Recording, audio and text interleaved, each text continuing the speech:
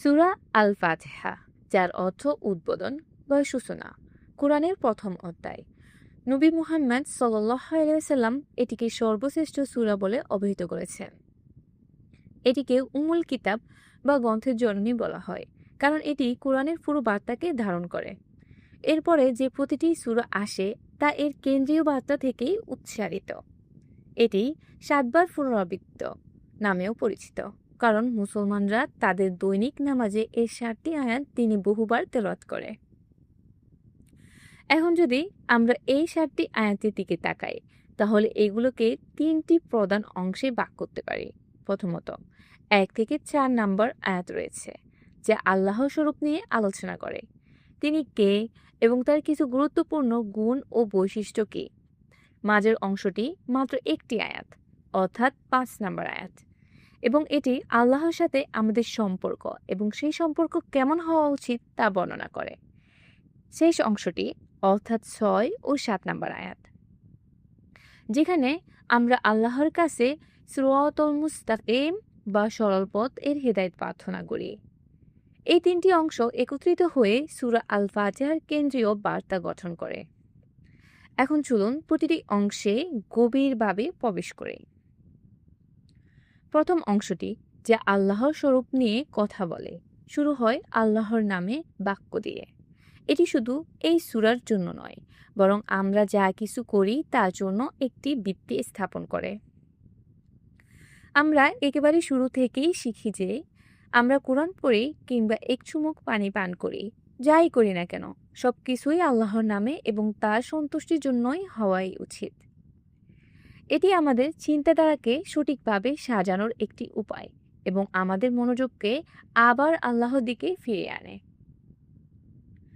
আয়াতটি এরপর আল্লাহর 2টি গুরুত্বপূর্ণ নাম ও গুণকে নিশ্চিত করে, পরম করুণাময় আর রহমান এবং অতিশয় দয়ালু আর রহিম।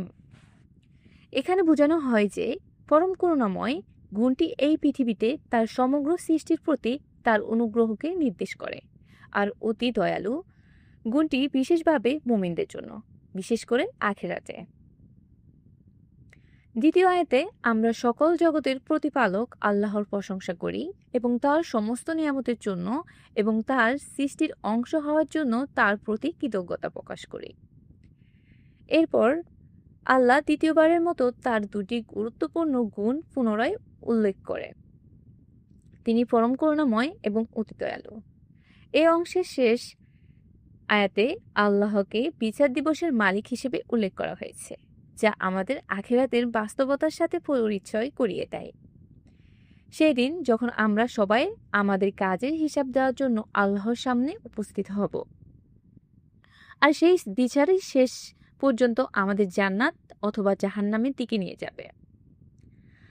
পরবর্তী অংশ অর্থাৎ 5 নম্বর আয়াত আল্লাহর সাথে আমাদের সম্পর্কে 2টি উপাদান বর্ণনা করে। প্রথমত, আমাদের সব সময় আল্লাহকে স্মরণ করতে হবে এবং তার ইবাদত করতে হবে। দ্বিতীয়ত, সাহায্য ও পথ নির্দেশনার জন্য সব সময় তার কাছেই ফিরে যেতে হবে।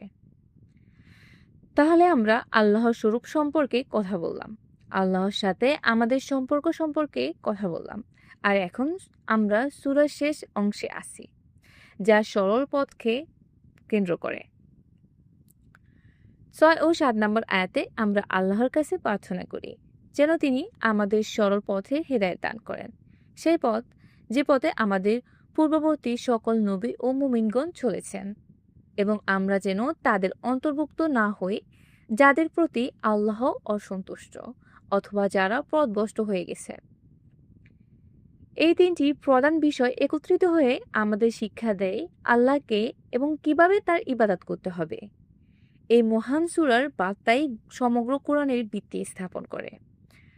পরবর্তী প্রতিটি সূরা কোনো না কোনোভাবে আল ফাতিহার এই মৌলিক বার্তার সাথে সংযুক্ত এবং তারই বিস্তারিত ব্যাখ্যা প্রদান করে।